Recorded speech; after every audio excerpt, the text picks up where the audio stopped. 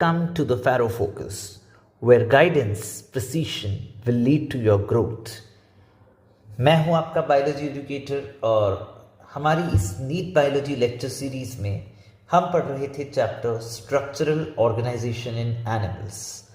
और जैसा कि मैं याद कर पा रहा हूं बच्चों, लास्ट लेक्चर को अगर हम क्विक रिव्यू करें कि अब तक हमने क्या क्या जान लिया, तो हमने एनिमल टिश्यूज़ के बारे में पढ़ना स्टार्ट किया था, जिसमें हमने ये जाना था कि एनिमल टिश्यूज़ 4 तरीके के होते हैं और वो थे एपिथेलियल, मस्कुलर, नर्वस और कनेक्टिव टिश्यूज़। ये 4 तरीके के एनिमल टिश्यूज़ थे। हमने इनकी इंडिविजुअल ओरिजिन जान ली थी और फिर हमने इनके बारे में, इनके बेसिक फंक्शंस क्या होते वो भी जान लिया था। आज के इस लेक्चर में हम सभी लोग एपिथेलियल टिश्यू को डिटेल में पढ़ना स्टार्ट करेंगे। हम जानेंगे एपिथेलियल टिश्यू के बेसिक फीचर्स आखिर होते क्या हैं। So we will be talking about epithelial tissue in this particular lecture. तो बच्चों, जब हम बात करते हैं एपिथेलियल टिश्यू, तो देखो यहाँ 2 वर्ड आते हैं, एक है एपी और दूसरा वर्ड है थीलिया। एपिथेलिया का मतलब क्या होता है?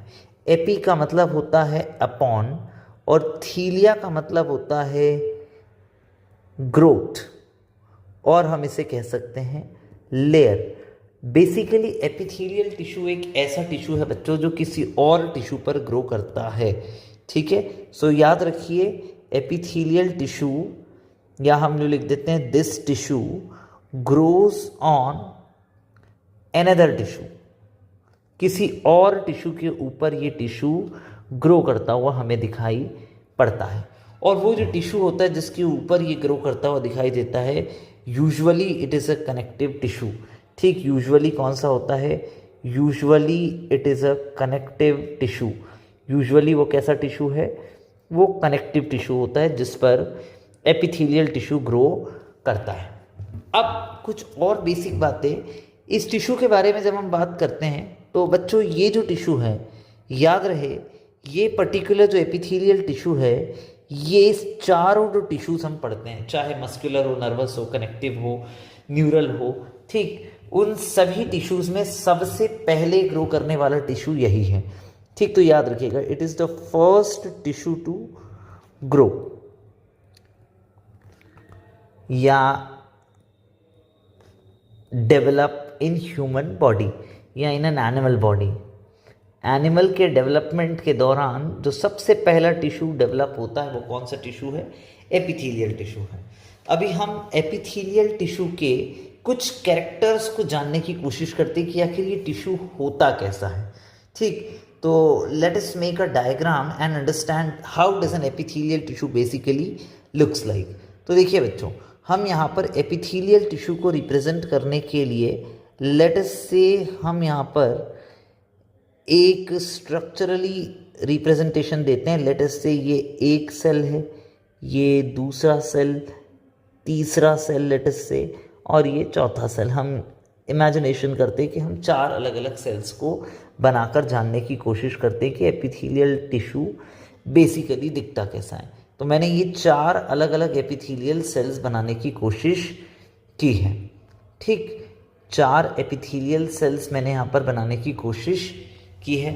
अब ज़रा ध्यान से देखें, ये 4 एपिथेलियल सेल्स जो है, ये अगर आप देखते हो तो ये हमेशा एक बेसमेंट मेम्ब्रेन के ऊपर टिके होते हैं। और ये जो बेसमेंट मेम्ब्रेन होती है ना बच्चों, ये बेसमेंट मेम्ब्रेन आधी तो खुद एपिथेलियल सेल सिक्रीट करते हैं और आधी जो नीचे की तरफ इनके जस्ट मौजूद कनेक्टिव टिश्यू होता है, जिस कनेक्टिव टिश्यू के ऊपर ये ग्रो किए हैं, वो सिक्रीट करते हैं। तो आधी बेसमेंट मेम्ब्रेन बना दी एपिथेलियल सेल्स ने और आधी बेसमेंट मेम्ब्रेन बनाने का काम करता है कौन? कनेक्टिव टिश्यू करते हैं। ऐसे करके ये बेसमेंट मेम्ब्रेन बन के तैयार होती है। लेट अस से ये बेसमेंट मेम्ब्रेन बना दी हमने और यहाँ नीचे हम फॉर एग्जांपल शो कर देते हैं कनेक्टिव टिश्यू के ही कुछ अलग अलग सेल्स को, जिससे कि हमारे लिए अंडरस्टैंडिंग थोड़ी सी आसान हो जाए कि ये कौन सा टिश्यू है। लेट अस से ये कुछ सेल्स है कनेक्टिव टिश्यू के। तो आप ऑब्जर्व करोगे क्या, और यहाँ पर फाइबर्स भी होते हैं तो कुछ फाइबर्स भी बना देते हैं। ठीक, ये हमने एक एपिथेलियल टिश्यू का रिप्रेजेंटेशन देने की कोशिश की। इसमें आप क्या क्या चीज़ें जानोगे।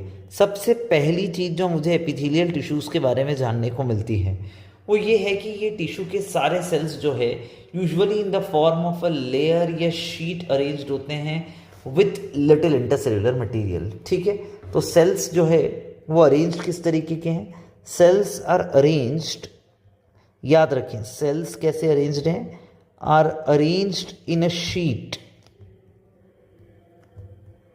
Resting on a basement membrane.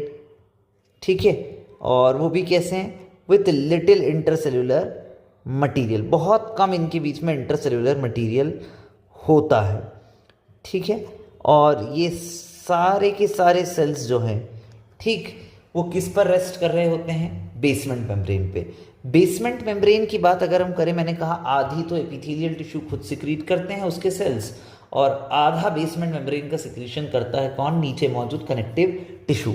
जो पोर्शन एपिथेलियल सेल सिक्रीट करते हैं उसे हम लोग कहते हैं बेसल लेमाइना, और ये ग्लाइकोप्रोटीन्स का बना होता है।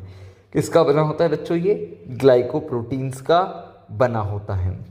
और वो पोर्शन जो कनेक्टिव टिश्यू बनाते हैं उसे कहा जाता है फाइब्रस लेमाइना या रेटिकुलर लेमाइना। और यहाँ पर आपको देखने को मिलेंगे in this particular region you will be seeing some modified polysaccharides, और कुछ फाइबर्स होते हैं रेटिकुलर फाइबर्स, उनसे बनता है रेटिकुलर लेमाइना। ये दोनों मिलकर के आखिर क्या कहलाते हैं, these together are called as what, basement membrane. और ये मेम्ब्रेन के बारे में एक इंपॉर्टेंट फीचर क्या याद रखना है, epithelial cells rest upon this membrane. ठीक, एपिथेलियल सेल्स जो है रेस्ट अपॉन दिस मेम्ब्रेन, तो याद रखिए epithelial cells rest upon this membrane, ये एक इंपॉर्टेंट फीचर हो गया। ठीक, और क्या हमें देखने को मिलता है, हम एक और चीज़ देखते हैं, या नीचे की तरफ मौजूद क्या है, अंडरलाइंग कनेक्टिव टिश्यू आपको देखने को मिल रहा है। So this is underlying connective tissue. ठीक है, ये नीचे वो कनेक्टिव टिश्यू जिसके ऊपर एपिथेलियल टिश्यू जो है वो ग्रो किया है। हमने बेसिक बात कह भी दी थी कि epithelial tissue are present over an underlying tissue, और वो यूजुअली क्या होता है, कनेक्टिव टिश्यू होता है। तो पहली चीज़ क्या जानी, एपिथेलियल टिश्यू शीट की तरह अरेंज्ड होते हैं, उनके बीच में इंटरसेल्युलर मटेरियल ना के बराबर होता है, और ये सेल्स हमेशा एक नॉन लिविंग बेसमेंट मेम्ब्रेन के ऊपर टिके होते हैं। ये मेम्ब्रेन आधी खुद एपिथेलियल सेल सिक्रीट करते हैं और आधी ये मेम्ब्रेन नीचे मौजूद कनेक्टिव टिश्यू सिक्रीट करता है। जो पोर्शन एपिथेलियल सेल सिक्रीट करते हैं उसमें ग्लाइकोप्रोटीन्स होते हैं, उसे हम बेसल लेमाइना कहते हैं, और जो कनेक्टिव टिश्यू सिक्रीट करते हैं उसे हम फाइब्रस या रेटिकुलर लेमाइना कहते हैं। और इसमें आपको मॉडिफाइड पॉलीसेकेराइड्स देखने को मिलते हैं और कुछ रेटिकुलर फाइबर्स होते हैं। And this is membrane altogether basal lamina and fibrous lamina is considered as basement membrane on which epithelial cells rest upon।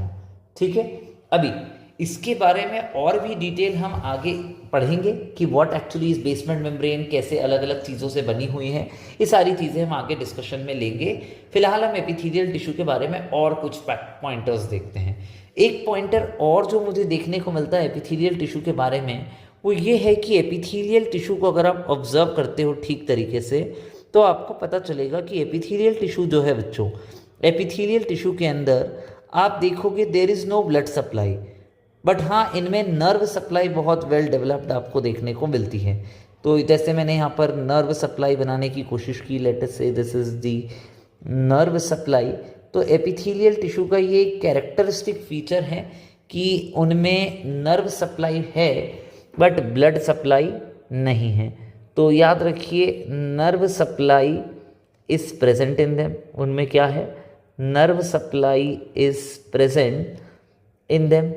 ठीक है, और दूसरी बात हमने क्या कही कि उनमें ब्लड सप्लाई नहीं होता है। ठीक है, तो याद रखिए they are epithelial tissue is avascular. Avascular मतलब नो ब्लड सप्लाई। एवैस्कुलर का मतलब क्या होता है, नो ब्लड सप्लाई, उनमें कोई ब्लड सप्लाई आपको देखने को नहीं मिलता है।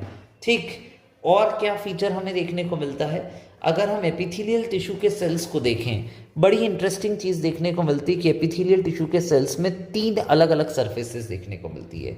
एक सरफेस जो आपको देखने को मिल रही है कुछ इस तरीके की, ये सरफेस कहलाती है फ्री सरफेस, या हम इसे क्या बोल देते हैं, एपाइकल सरफेस। हम और इसे क्या बोल देते हैं, एपाइकल सरफेस। ये वो सरफेस है जो हमेशा किसी ना किसी एक्सटर्नल इन्वायरमेंट या बॉडी फ्लूइड की तरफ क्या होती है, एक्सपोज्ड होती है। मतलब ये सरफेस, अगर हम एपिथेलियल टिश्यू को एज अ कवरिंग और लाइनिंग देखते हैं, तो एक्सटर्नल अगर ऑर्गन्स की कवरिंग है, स्ट्रक्चर्स की कवरिंग है, तो एक्सटर्नल एनवायरनमेंट की तरफ ये ओपन रहती है। और वहीं अगर ये किसी इंटरनल ऑर्गन की लाइनिंग बनाती है तो ये हमेशा किसी बॉडी फ्लूइड की तरफ एक्सपोज रहेगी। जैसे आप देखिए, ब्लड वेसल की बात करें अगर हम, तो ब्लड वेसल की इनर लाइनिंग में एपिथेलियल टिश्यू मौजूद होता है और वो ब्लड की तरफ एक्सपोज्ड है, तो बॉडी फ्लूइड की तरफ एक्सपोज्ड हो गया। सिमिलरली अगर मैं स्किन की बात करूँ, स्किन का एपिथेलियल टिश्यू जो होता है वो हमेशा क्या होता है, वो एक्सटर्नल एनवायरनमेंट की तरफ एक्सपोज्ड होता है। सो फ्री सरफेस जो है, इसके बारे में याद रखिए, इट इज़ ऑलवेज एक्सपोज्ड। ये क्या होती है बच्चों, it is always exposed to external environment और अ बॉडी फ्लूइड। ठीक, या तो किसी एक्सटर्नल इन्वायरमेंट की तरफ एक्सपोज्ड होती है या फिर ये किसी बॉडी फ्लूइड की तरफ एक्सपोज्ड होगी। ठीक, हमेशा एक्सपोज रहती है। तो एपिथेलियल टिश्यू के सेल में एक तो एपाइकल सरफेस देखने को मिलती है, एक और चीज एपिथेलियल टिश्यू के सेल में देखने को मिलती है, वो क्या है, that is called as its lateral surface. इसे हम क्या बोलते हैं, lateral surface of epithelial cell. Lateral surface के बारे में भी याद रखें बच्चों, इस सरफेस की मदद से एपिथेलियल टिश्यू के सेल्स जो है कनेक्ट करते हैं, कम्युनिकेट करते हैं विद देयर एडजेसेंट सेल। अगल बगल वाले सेल्स जो होते हैं, नीबरिंग एपिथेलियल सेल्स जो होते हैं, उनसे कम्युनिकेट करने में या कॉन्टैक्ट एस्टैब्लिश करने में ये लैटरल सरफेस हेल्प करती है। तो याद रखिए, इसके बारे में हम क्या लिख सकते हैं, lateral surface connects epithelial cells to neighbouring और एडजेसेंट सेल्स। ठीक है, नेबरिंग सेल्स या एडजेसेंट सेल्स की तरफ जो है ये कम्युनिकेट करने में, कनेक्ट करने में इन्हें मदद करती है। ठीक, और ये कनेक्शंस जब बनते हैं तो यहाँ पर आपको देखने को मिलेगा, ये कनेक्शंस बनते हैं with the help of what, specialised structural and functional links between epithelial cells, जिन्हें हम लोग कह देते हैं सेल जंक्शंस। तो याद रखिए, यहाँ पर आपको देखने को मिलेंगे क्या, सेल जंक्शंस, और इन्हीं सेल जंक्शंस की मदद से जो है एपिथेलियल सेल्स एक दूसरे से कम्युनिकेट कर रहे होते हैं। एक और इंटरेस्टिंग सरफेस जो हमें एपिथेलियल टिश्यू के अंदर देखने को मिलती है वो होती है उनकी बेसल सरफेस। ये वाली देखो, ये वो सरफेस है जिसके थ्रू एपिथेलियल सेल्स जो है ये अपनी बेसमेंट मेम्ब्रेन से अटैच्ड होते हैं। ठीक, तो इनके बारे में क्या याद रखिए, ये सरफेस हेल्प करती है एपिथेलियल टिश्यू के सेल्स को कि वो बेसमेंट मेम्ब्रेन पर एडहेयर हो सकें। तो the surface helps epithelial cells to attach with basement membrane. Basement membrane के साथ में अटैच करने में ये सरफेस उन्हें मदद करती है। तो हमने एपिथेलियल टिश्यू के बारे में कुछ बेसिक फीचर्स जो जाने, वो क्या है कि एपिथेलियल सेल्स जो है वो शीट के अंदर अरेंज्ड हैं, उनके बीच में बहुत ही कम इंटरसेल्यूलर मटेरियल आपको देखने को मिलता है। दूसरी चीज, एपिथेलियल टिश्यू के सेल्स जो है वो एक non cellular, non living basement membrane के ऊपर टिके हुए हैं, जो आधी एपिथेलियल सेल्स ने बनाई है जिसे बेसल लेमाइना बोला, आधी कनेक्टिव टिश्यू ने बनाई है जिसे फाइब्रस लेमाइना बोला। ठीक, एपिथेलियल टिश्यू के सेल्स हमेशा एक एपिथेलियल टिश्यू ही कह दीजिए, हमेशा एक अंडरलाइन कनेक्टिव टिश्यू के ऊपर है। इनमें कोई ब्लड सप्लाई नहीं है, माने ये क्या है, एवेस्कुलर है, और पर इनमें नर्व सप्लाई मौजूद है। और एपिथेलियल टिश्यू के सेल्स जो है उनके पास तीन सरफेस है, एक एपाइकल या फ्री सरफेस जो हमेशा एक्सटर्नल एनवायरनमेंट या बॉडी फ्लूइड की तरफ एक्सपोज्ड है, दूसरी लैटरल सरफेस जिससे वो अगल बगल वाले सेल से कम्युनिकेट करते हैं with the help of cell junctions, और तीसरी बेसल सरफेस जिसकी मदद से एपिथेलियल टिश्यू के सेल्स जो है वो बेसमेंट मेम्ब्रेन के ऊपर एडहेयर करते हैं या टिके हुए होते हैं। अगले लेक्चर में हम बेसमेंट मेम्ब्रेन के बारे में थोड़ी और डिटेल में बात करेंगे, और इसी के साथ हम ये भी जानेंगे कि कैसे फ्री सरफेस अलग अलग फंक्शंस को परफॉर्म करने के लिए मॉडिफाई हो चुकी होती है, और तो और हम ये भी देखेंगे कि कौन कौन से ऐसे सेल जंक्शन है जिसकी मदद से एपिथेलियल टिश्यू के सेल्स एक दूसरे से कम्युनिकेट करते हैं और उन पर्टिकुलर सेल जंक्शंस के क्या क्या फंक्शंस हैं। For time being thank you very much everyone, please keep learning and keep growing.